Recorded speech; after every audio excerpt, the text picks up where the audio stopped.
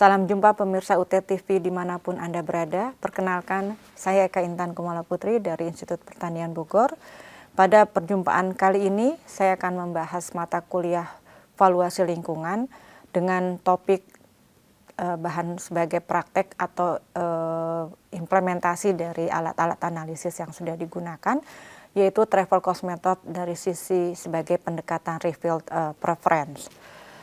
Pemirsa sekalian, kita ketahui mengapa penting valuasi ekonomi wisata, terutama terkait dengan wisata. Jadi tadi beberapa pendekatan-pendekatan yang terkait dengan wisata sudah disampaikan dan termasuk pada mengapa wisata itu menjadi penting. Sebenarnya dari sisi pariwisata secara global maupun dari pariwisata di Indonesia. Nah, pemirsa sekalian, kita lihat di dalam grafik itu menunjukkan data peningkatan tingkat kunjungan wisatawan dunia, ya. Jadi secara dunia menunjukkan dari kunjungan ke objek-objek wisata di semua negara itu terus meningkat. Nah, ini didapatkan data dari International Tourist Arrival by Region dalam million begitu. Kita lihat pada tahun 2020 cukup signifikan peningkatannya, ya, baik di Middle East, kemudian di Afrika, Asia Pasifik, dan Amerika maupun Eropa. Memang yang terbanyak adalah kunjungan ke Eropa. Nah, mengapa kemudian wisata sekarang menjadi penting? Karena adanya peran ekonomi dari pariwisata global, yaitu sekitar 6% ekspor dunia untuk barang dan jasa wisata. Barang dan jasa wisata ini pada posisi keempat dalam kategori ekspor global sebagai bahan bakar, kimia, dan otomotif. Artinya, wisata ini sudah menjadi item sebagai penerimaan dari berbagai negara untuk meningkatkan ekonomi negara tersebut. Kemudian pariwisata juga menunjukkan adanya kontribusi 5% dari aktivitas ekonomi dunia dan mampu menyerap 6 sampai dengan 7% lapangan kerja dunia. Pariwisata ini merupakan satu dari 5 penerimaan ekspor tertinggi pada 150 negara di dunia. Nah, kondisi ini mengalami tren perubahan karena adanya lifestyle, pro-green lifestyle, yaitu bahwa semua penduduk atau semua masyarakat perlu adanya atau mengarah kepada perubahan-perubahan yang pro lingkungan. Tendensi perubahan dari general interest tourism ke special interest tourism ini meningkat terus. Jadi yang special tourism ini kita bisa sebutnya sebagai ekowisata. Jadi yang sebagai objek adalah ekologi atau jasa-jasa lingkungan. Kemudian 83% wisatawan Inggris ingin liburan yang tidak merusak lingkungan. Itu adalah tuntutannya, persyaratannya bahwa wisata itu bisa dilakukan atau dilaksanakan asalkan tidak merusak lingkungan. Kemudian di Jerman 65% pelancong mengharapkan adanya kualitas lingkungan. Artinya wisata tetap dilakukan tetapi kualitas lingkungan pun juga harus dijaga. Kemudian 2/3 turis dari Amerika dan Australia menyatakan bahwa kebijakan wisata harus ada perlindungan lingkungan dan dukungan kepada penduduk lokal. Nah, pemirsa sekalian, dari dua statement tersebut menunjukkan bahwa memang ekonomi wisata itu penting, menjadi suatu penting bagi penerimaan negara dan untuk itu perlu dilakukan valuasi. Kalau di Indonesia bagaimana kondisinya? Nah, natural tourism di Indonesia kita lihat banyaknya pemandangan indah yang tempat wisata yang bisa dikunjungi dan ini mempunyai nilai yang cukup besar. Kemudian juga nilai dari resources tertera di sana ada di Raja Ampat, kemudian ada di hutan, ada di laut dan sebagainya. Pertanyaannya, berapakah nilainya? Perlukah dihitung? Dan bagaimana kita bisa menghitungnya? Nah, ini semua yang akan kita bahas atau kita akan hitung dengan travel cost method. Pemirsa sekalian, sebelum pada perhitungan kita masukkan, kita bahas terlebih dahulu keterkaitan antara wisata, ekonomi, dan lingkungan. Nah, bagaimana keterkaitan antara ekonomi, wisata, dan lingkungan? Itu skemanya terlihat pada layar Mac James tahun 2004 menunjukkan bahwa sangat terkait erat antara tourism dan ekonomi. Karena kegiatan wisata itu bisa menghasilkan pemasukan atau devisa bagi negara. Kemudian secara ekonomi adanya supplier wisata dan supplier lain, ya, baik berupa input maupun berupa input, ada berupa multiplier di level pertama, level kedua maupun level ketiga, itu semua yang membutuhkan penilaian-penilaian secara ekonomi. Kemudian ada supplier yang menggunakan sumber daya seperti misalnya BBM, kemudian air, sumber daya alam, dan sebagainya. Dan kemudian wisatawan bisa menggunakan sumber daya misalnya dengan berenang, hiking, trekking, kemudian objek-objek wisata lainnya. Atau aktivitas-aktivitas wisata lainnya yang bisa memberikan nilai tidak hanya dari sisi kelestarian lingkungannya, tetapi juga nilai ekonominya. Kemudian supplier dan konsumen ini menghasilkan limbah daur ulang yang dibuang ke alam dan lingkungan. Oleh karena itu pun juga harus diperhitungkan sebagai eksternalitas negatif dari aktivitas tourism. Makanya kita lihat tadi mengapa di Amerika dan di Australia bahwa perlu tuntutannya adalah bagaimana wisata itu bisa berkembang tapi tidak menimbulkan kerusakan lingkungan. Karena seperti kita ketahui dari hasil penelitian, supplier wisata itu lebih banyak menghasilkan limbah dibandingkan kegiatan wisatawan itu sendiri, ya, melalui sampah, kemudian melalui perusakan hutan, melalui land use dan sebagainya. Nah, konsep travel cost method sendiri itu merupakan metode biaya perjalanan yang bisa masuk dalam dalam reveal, yaitu penilaian yang terungkap untuk mengestimasi use value berdasarkan behavior daripada wisatawan-wisatawan. Jadi salah satu yang masuk dalam behavior adalah pengeluaran individu berwisata. Karena kita ketahui untuk melakukan suatu wisata tidak terhindar dari biaya-biaya yang harus dikeluarkan, entah itu biaya untuk konsumsi, entah itu biaya untuk penginapan, entah itu biaya untuk atraksi, membayar atraksi-atraksi dari wisata itu sendiri dan sebagainya.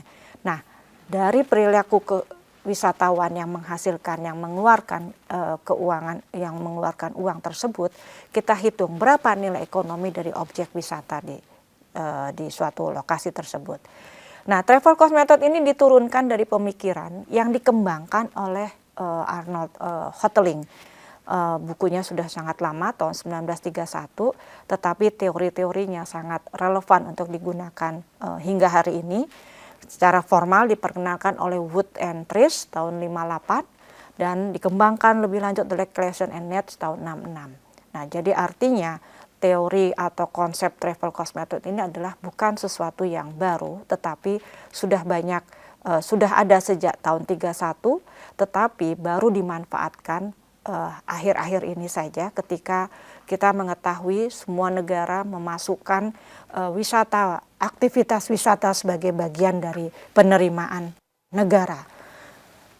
Pemirsa sekalian, kita bisa lihat juga dalam grafik, ya, bagaimana individual demand function itu bisa dibangun dari travel cost method, ya. Kita menghitungnya dengan consumer surplus. Bisa pemirsa lihat di sana sumbu X-nya menggambarkan biaya maksimum, sementara sumbu Y-nya menggambarkan C maksimum, sementara sumbu X menggambarkan demand trips per season, ya.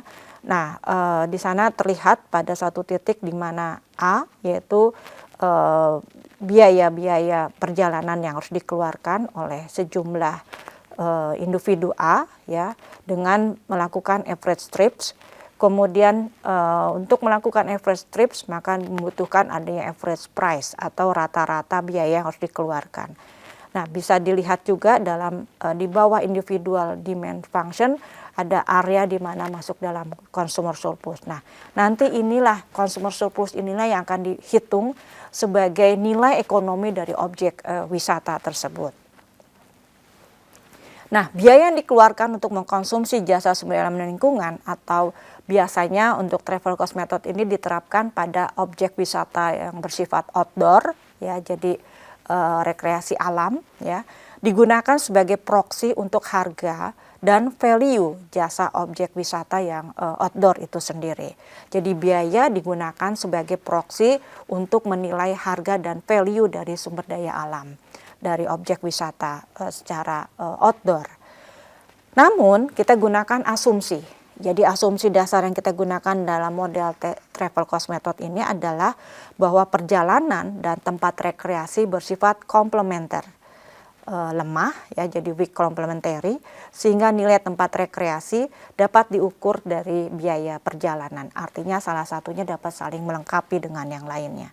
Nah, oleh karena travel cost method ini dibangun dari teori permintaan atau demand teori, maka konsep surplus konsumen pun juga merupakan isi sentral daripada travel cost method ini. Nah, ini jadi pada kurva terlihat bagaimana travel cost method ini dibangun dari demand curve, ya, jadi individual demand function yang membangun menjadi travel cost method. Nah, pemirsa, ada dua pendekatan dalam kita menghitung travel cost method ini. Pertama adalah secara zonal travel cost method atau disingkat dengan ZTCM. Estimasi TCM ini berdasarkan data yang berhubungan dengan zona asal pengunjung atau pengelompokannya berdasarkan zona-zona asal dari para pengunjung itu sendiri. Menggunakan data sekunder dan nilai ekonomi diestimasi berdasarkan persentase dari jumlah penduduk di setiap zona yang melakukan kunjungan ke lokasi wisata tersebut. Biasanya kita menghitung visit rate-nya adalah sama dengan number of visit atau population of the zone. Nah, model yang bisa dibangun adalah VHG dibagi dengan NH merupakan fungsi daripada PHJ, SOCHJ dan SUBHJ, di mana masing-masing variabel itu VHJ dan per NHJ itu adalah tingkat partisipasi zona H, yaitu zonanya yang kunjungan H dari per kapita ke lokasi wisata, yaitu lokasi wisatanya adalah J, dibagi dengan lokasi J.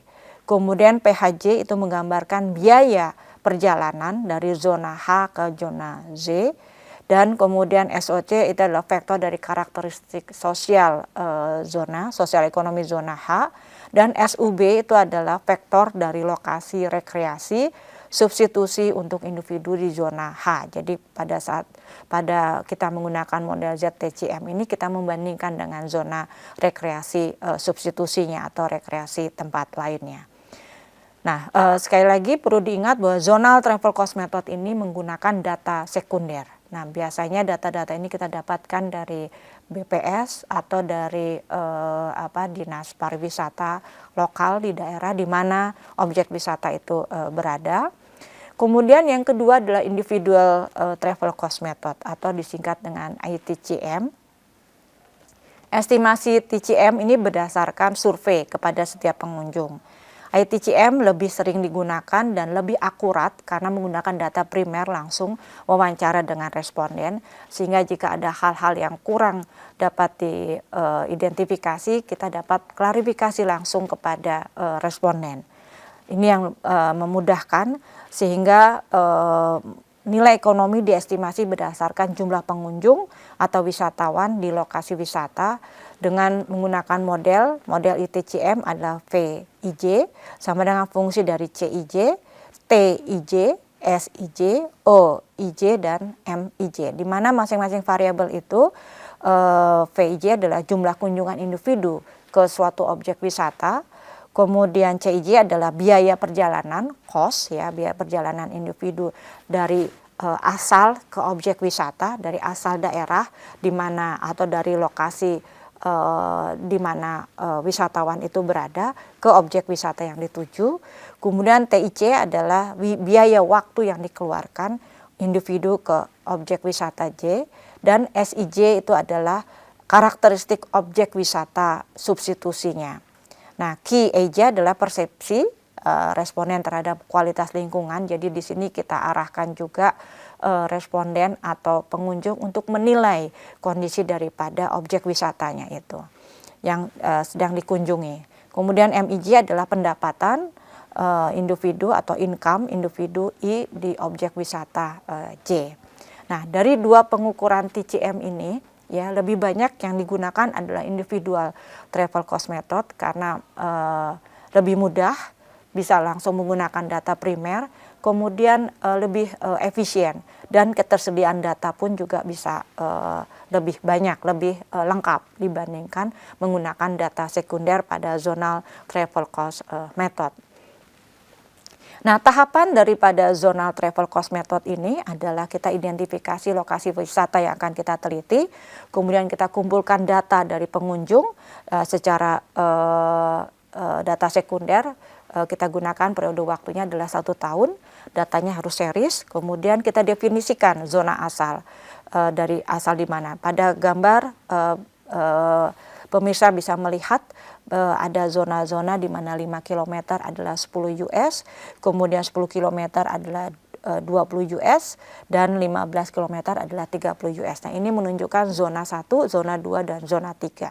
Pada grafik juga bisa menunjukkan travel cost method ini berdasarkan visit rate bisa dibagi trip generation functionnya bisa dibedakan atas 3 zona, yaitu zona 1, zona 2, dan zona 3. Kemudian yang ketiga, kita kalkulasi zona kunjungan per keluarga ke lokasi dengan menghitung rata-rata biaya yang harus dikeluarkan. Kemudian yang keempat, kita gunakan data sensus.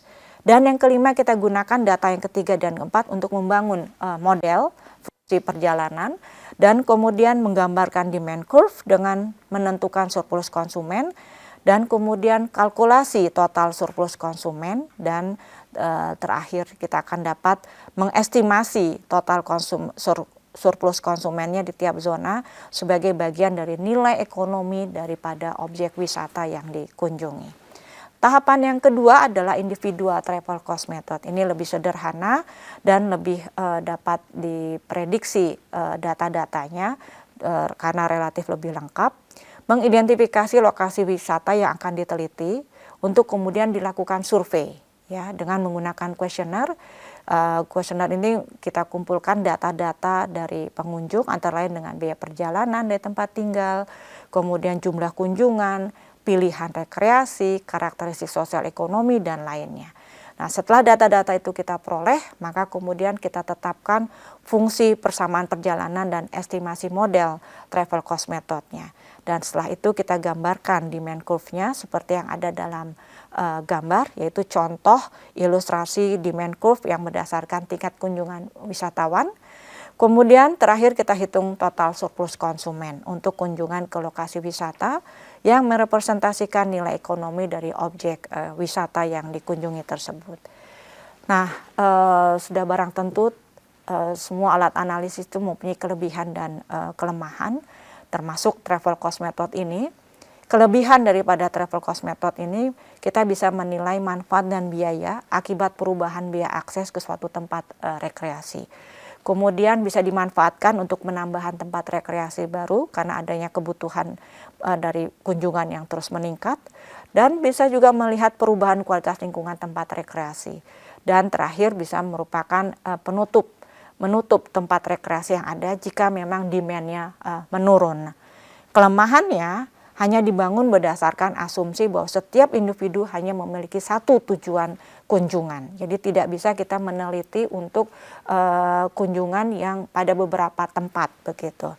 Kemudian tidak membedakan individu yang memang datang dari kalangan pelibur atau dari lokal. Kemudian masalah pengukuran nilai dari waktu atau value of time, karena variabel waktu memiliki nilai intrinsik yang harus diukur dengan opportunity cost. Dan masalah lain adalah data collection, keakuratan data, apakah semua biaya perjalanan tercatat, apakah representatif responden, khususnya seasonality low and peak season dalam wisata. Jadi artinya pencatatan itu harus dilakukan pada saat low and peak season. Nah, ini yang agak relatif sulit. Dan juga mendapat responden yang saat sedang berwisata itu cenderung mereka tidak ingin mau diganggu. Dan juga in-personal interview dari sisi interviewernya atau enumeratornya dan dari sisi self-reporting. Nah, ini adalah sekelumit kelebihan dan kelemahan daripada travel cost method. Tapi intinya travel cost method ini sudah banyak digunakan karena dapat menggambarkan nilai ekonomi dari objek wisata yang dikunjungi dengan menghitung surplus konsumen. Dan darinya kita bisa gunakan atau kita bisa bangun demand curve sehingga terlihat bagaimana tren permintaan wisatawan ke depannya atau masa yang akan datang. Demikian pembahasan pada perjumpaan kali ini. Semoga bermanfaat dan selamat belajar. Billahi taufiq wal hidayah. Assalamualaikum warahmatullahi wabarakatuh.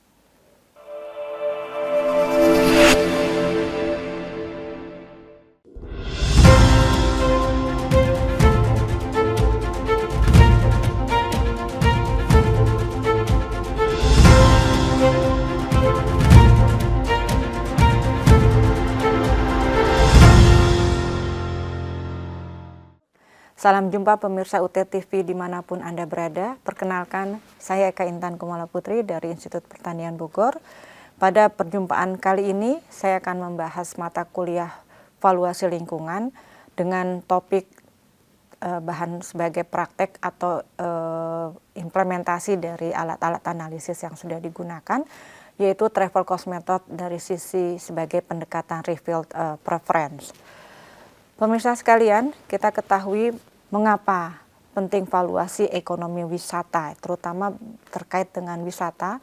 Jadi tadi beberapa pendekatan-pendekatan yang terkait dengan wisata sudah disampaikan dan termasuk pada mengapa wisata itu menjadi penting. Sebenarnya dari sisi pariwisata secara global maupun dari pariwisata di Indonesia. Nah, pemirsa sekalian, kita lihat di dalam grafik itu menunjukkan data peningkatan tingkat kunjungan wisatawan dunia, ya. Jadi secara dunia menunjukkan dari kunjungan ke objek-objek wisata di semua negara itu terus meningkat. Nah, ini didapatkan data dari International Tourist Arrival by Region dalam million begitu. Kita lihat pada tahun 2020 cukup signifikan peningkatannya, ya. Baik di Middle East, kemudian di Afrika, Asia Pasifik, dan Amerika maupun Eropa. Memang yang terbanyak adalah kunjungan ke Eropa. Nah, mengapa kemudian wisata sekarang menjadi penting? Karena adanya peran ekonomi dari pariwisata global, yaitu sekitar 6% ekspor dunia untuk barang dan jasa wisata. Barang dan jasa wisata ini pada posisi keempat dalam kategori ekspor global sebagai bahan bakar, kimia, dan otomotif.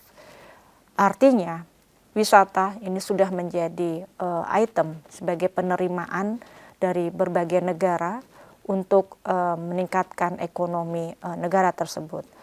Kemudian pariwisata juga menunjukkan adanya kontribusi 5% dari aktivitas ekonomi dunia dan mampu menyerap 6 sampai dengan 7% lapangan kerja dunia.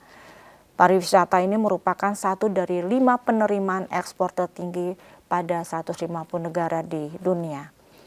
Nah, kondisi ini mengalami tren perubahan karena adanya lifestyle, pro-green lifestyle, yaitu bahwa semua penduduk atau semua masyarakat perlu adanya atau mengarah kepada perubahan-perubahan yang pro lingkungan. Tendensi perubahan dari general interest tourism ke special interest tourism ini meningkat terus. Jadi yang special tourism ini kita bisa sebutnya sebagai ekowisata. Jadi yang sebagai objek adalah ekologi atau jasa-jasa lingkungan.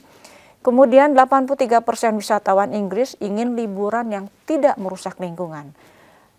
Itu adalah tuntutannya, persyaratannya bahwa wisata itu bisa dilakukan atau dilaksanakan asalkan tidak merusak lingkungan.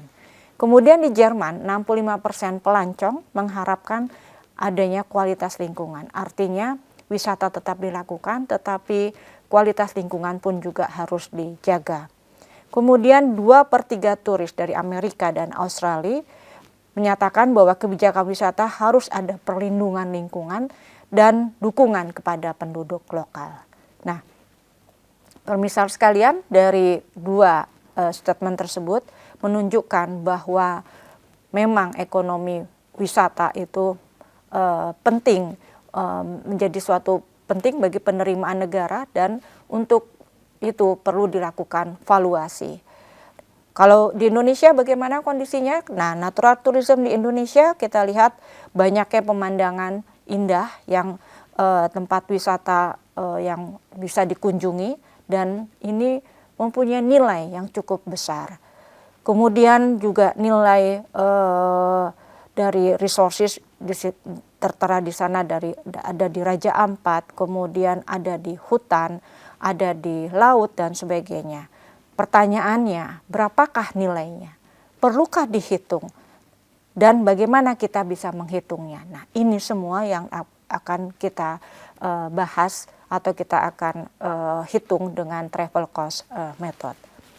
Pemirsa sekalian, sebelum pada perhitungan kita bahas terlebih dahulu keterkaitan antara wisata, ekonomi, dan lingkungan.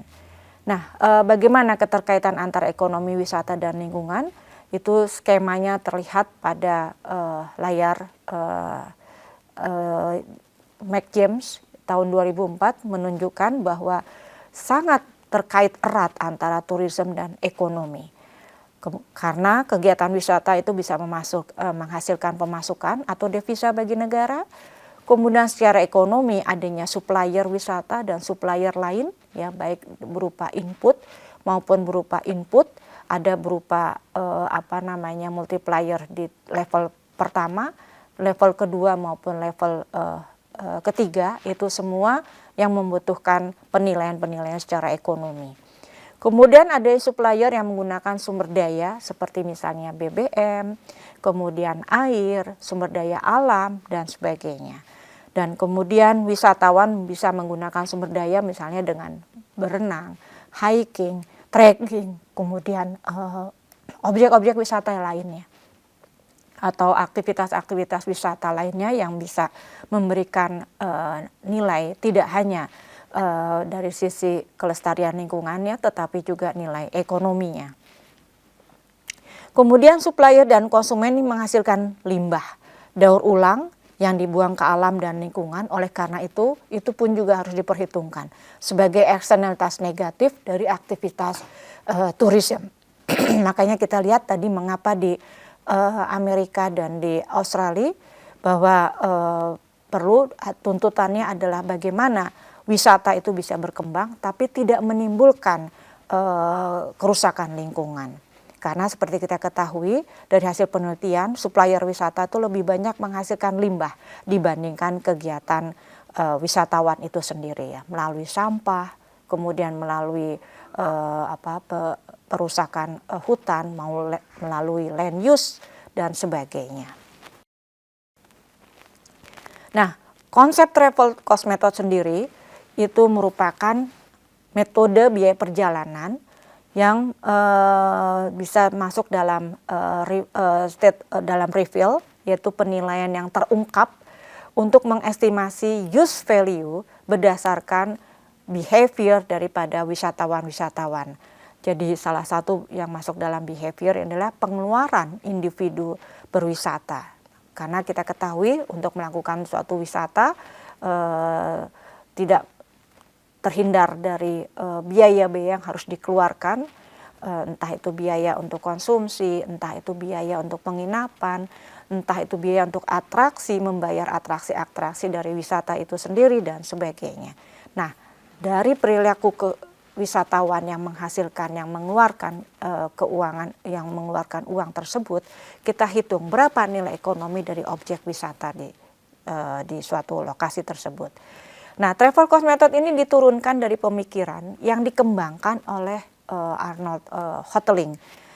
Bukunya sudah sangat lama, tahun 1931, tetapi teori-teorinya sangat relevan untuk digunakan hingga hari ini. Secara formal diperkenalkan oleh Wood and Trish tahun 58 dan dikembangkan lebih lanjut oleh Clason and Nets tahun 66. Nah, jadi artinya teori atau konsep travel cost method ini adalah bukan sesuatu yang baru, tetapi sudah ada sejak tahun 31, tetapi baru dimanfaatkan akhir-akhir ini saja ketika kita mengetahui semua negara memasukkan aktivitas wisata sebagai bagian dari penerimaan negara. Pemirsa sekalian, kita bisa lihat juga dalam grafik ya bagaimana individual demand function itu bisa dibangun dari travel cost method ya. Kita menghitungnya dengan consumer surplus. Bisa pemirsa lihat di sana sumbu X-nya menggambarkan biaya maksimum, sementara sumbu Y-nya menggambarkan C maksimum, sementara sumbu X menggambarkan demand trips per season ya.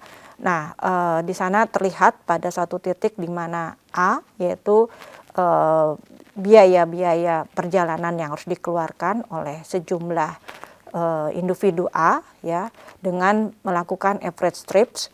Kemudian untuk melakukan average trips maka membutuhkan adanya average price atau rata-rata biaya yang harus dikeluarkan. Nah, bisa dilihat juga di bawah individual demand function ada area di mana masuk dalam consumer surplus. Nah, nanti inilah consumer surplus inilah yang akan dihitung sebagai nilai ekonomi dari objek wisata tersebut. Nah, biaya yang dikeluarkan untuk mengkonsumsi jasa sumber daya alam dan lingkungan atau biasanya untuk travel cost method ini diterapkan pada objek wisata yang bersifat outdoor ya, jadi rekreasi alam ya, digunakan sebagai proksi untuk harga dan value jasa objek wisata yang outdoor itu sendiri. Jadi biaya digunakan sebagai proksi untuk menilai harga dan value dari sumber daya alam dari objek wisata secara outdoor. Namun kita gunakan asumsi. Jadi asumsi dasar yang kita gunakan dalam model travel cost method ini adalah bahwa perjalanan dan tempat rekreasi bersifat komplementer, lemah ya, jadi weak complementary, sehingga nilai tempat rekreasi dapat diukur dari biaya perjalanan. Artinya salah satunya dapat saling melengkapi dengan yang lainnya. Nah, oleh karena travel cost method ini dibangun dari teori permintaan atau demand teori, maka konsep surplus konsumen pun juga merupakan isi sentral daripada travel cost method ini. Nah, ini jadi pada kurva terlihat bagaimana travel cost method ini dibangun dari demand curve ya, jadi individual demand function yang membangun menjadi travel cost method. Nah, pemirsa, ada dua pendekatan dalam kita menghitung travel cost method ini. Pertama adalah secara zonal travel cost method atau disingkat dengan ZTCM. Estimasi TCM ini berdasarkan data yang berhubungan dengan zona asal pengunjung atau pengelompokannya berdasarkan zona-zona asal dari para pengunjung itu sendiri. Menggunakan data sekunder dan nilai ekonomi diestimasi berdasarkan persentase dari jumlah penduduk di setiap zona yang melakukan kunjungan ke lokasi wisata tersebut. Biasanya kita menghitung visit rate-nya adalah sama dengan number of visit atau population of the zone. Nah, model yang bisa dibangun adalah VHG dibagi dengan NH, merupakan fungsi daripada PHJ, SOCHJ dan SUBHJ, di mana masing-masing variabel itu VHJ dan per NHJ itu adalah tingkat partisipasi zona H, yaitu zonanya yang kunjungan H dari per kapita ke lokasi wisata, yaitu lokasi wisatanya adalah J, dibagi dengan lokasi J. Kemudian PHJ itu menggambarkan biaya perjalanan dari zona H ke zona Z, Dan kemudian SOC itu adalah vektor dari karakteristik sosial zona, sosial ekonomi zona H. Dan SUB itu adalah vektor dari lokasi rekreasi substitusi untuk individu di zona H. Jadi pada kita menggunakan model ZTCM ini kita membandingkan dengan zona rekreasi substitusinya atau rekreasi tempat lainnya. Nah, sekali lagi perlu diingat bahwa zonal travel cost method ini menggunakan data sekunder. Nah, biasanya data-data ini kita dapatkan dari BPS atau dari Dinas Pariwisata lokal di daerah di mana objek wisata itu berada. Kemudian yang kedua adalah individual travel cost method atau disingkat dengan ITCM. Estimasi TCM ini berdasarkan survei kepada setiap pengunjung. ITCM lebih sering digunakan dan lebih akurat karena menggunakan data primer langsung wawancara dengan responden, sehingga jika ada hal-hal yang kurang dapat diidentifikasi, kita dapat klarifikasi langsung kepada responden.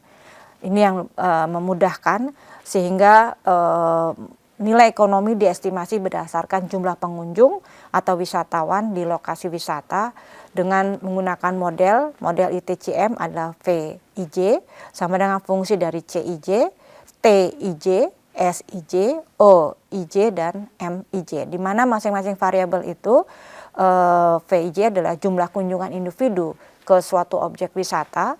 Kemudian CIJ adalah biaya perjalanan, cost ya, biaya perjalanan individu dari asal ke objek wisata, dari asal daerah di mana atau dari lokasi di mana wisatawan itu berada ke objek wisata yang dituju. Kemudian TIC adalah biaya waktu yang dikeluarkan individu ke objek wisata J, dan SIJ itu adalah karakteristik objek wisata substitusinya. Nah, KAJ adalah persepsi responden terhadap kualitas lingkungan. Jadi di sini kita arahkan juga responden atau pengunjung untuk menilai kondisi daripada objek wisatanya itu yang sedang dikunjungi. Kemudian MIJ adalah pendapatan individu atau income individu I di objek wisata J. Nah, dari dua pengukuran TCM ini ya, lebih banyak yang digunakan adalah individual travel cost method karena lebih mudah, bisa langsung menggunakan data primer, kemudian lebih efisien, dan ketersediaan data pun juga bisa lebih banyak, lebih lengkap dibandingkan menggunakan data sekunder pada zonal travel cost method. Nah, tahapan daripada zonal travel cost method ini adalah kita identifikasi lokasi wisata yang akan kita teliti, kemudian kita kumpulkan data dari pengunjung secara data sekunder. Kita gunakan periode waktunya adalah 1 tahun, datanya harus series, kemudian kita definisikan zona asal, dari asal di mana. Pada gambar pemirsa bisa melihat ada zona-zona di mana 5 km adalah 10 US, kemudian 10 km adalah 20 US, dan 15 km adalah 30 US. Nah, ini menunjukkan zona 1, zona 2, dan zona 3. Pada grafik juga bisa menunjukkan travel cost method ini berdasarkan visit rate bisa dibagi trip generation functionnya bisa dibedakan atas 3 zona, yaitu zona 1, zona 2, dan zona 3. Kemudian yang ketiga, kita kalkulasi zona kunjungan per keluarga ke lokasi dengan menghitung rata-rata biaya yang harus dikeluarkan. Kemudian yang keempat, kita gunakan data sensus. Dan yang kelima, kita gunakan data yang ketiga dan keempat untuk membangun model fungsi perjalanan. Dan kemudian menggambarkan demand curve dengan menentukan surplus konsumen. Dan kemudian kalkulasi total surplus konsumen, dan terakhir kita akan dapat mengestimasi total surplus konsumennya di tiap zona sebagai bagian dari nilai ekonomi daripada objek wisata yang dikunjungi. Tahapan yang kedua adalah individual travel cost method. Ini lebih sederhana dan lebih dapat diprediksi data-datanya karena relatif lebih lengkap. Mengidentifikasi lokasi wisata yang akan diteliti untuk kemudian dilakukan survei ya dengan menggunakan kuesioner. Kuesioner ini kita kumpulkan data-data dari pengunjung antara lain dengan biaya perjalanan dari tempat tinggal, kemudian jumlah kunjungan, pilihan rekreasi, karakteristik sosial ekonomi, dan lainnya. Nah, setelah data-data itu kita peroleh, maka kemudian kita tetapkan fungsi persamaan perjalanan dan estimasi model travel cost methodnya. Dan setelah itu kita gambarkan demand curve-nya seperti yang ada dalam gambar, yaitu contoh ilustrasi demand curve yang berdasarkan tingkat kunjungan wisatawan. Kemudian terakhir kita hitung total surplus konsumen untuk kunjungan ke lokasi wisata yang merepresentasikan nilai ekonomi dari objek wisata yang dikunjungi tersebut. Nah, sudah barang tentu semua alat analisis itu mempunyai kelebihan dan kelemahan, termasuk travel cost method ini. Kelebihan daripada travel cost method ini, kita bisa menilai manfaat dan biaya akibat perubahan biaya akses ke suatu tempat rekreasi. Kemudian bisa dimanfaatkan untuk menambahkan tempat rekreasi baru karena adanya kebutuhan dari kunjungan yang terus meningkat. Dan bisa juga melihat perubahan kualitas lingkungan tempat rekreasi. Dan terakhir bisa merupakan menutup tempat rekreasi yang ada jika memang demand-nya menurun. Kelemahannya hanya dibangun berdasarkan asumsi bahwa setiap individu hanya memiliki satu tujuan kunjungan. Jadi tidak bisa kita meneliti untuk kunjungan yang pada beberapa tempat begitu. Kemudian tidak membedakan individu yang memang datang dari kalangan pelibur atau dari lokal. Kemudian masalah pengukuran nilai dari waktu atau value of time, karena variabel waktu memiliki nilai intrinsik yang harus diukur dengan opportunity cost. Dan masalah lain adalah data collection, keakuratan data, apakah semua biaya perjalanan tercatat, apakah representatif responden, khususnya seasonality low and peak season dalam wisata. Jadi artinya pencatatan itu harus dilakukan pada saat low and peak season. Nah, ini yang agak relatif sulit. Dan juga mendapat responden yang saat sedang berwisata itu cenderung mereka tidak ingin mau diganggu. Dan juga in-personal interview dari sisi interviewernya atau enumeratornya dan dari sisi self-reporting. Nah, ini adalah sekelumit kelebihan dan kelemahan daripada travel cost method.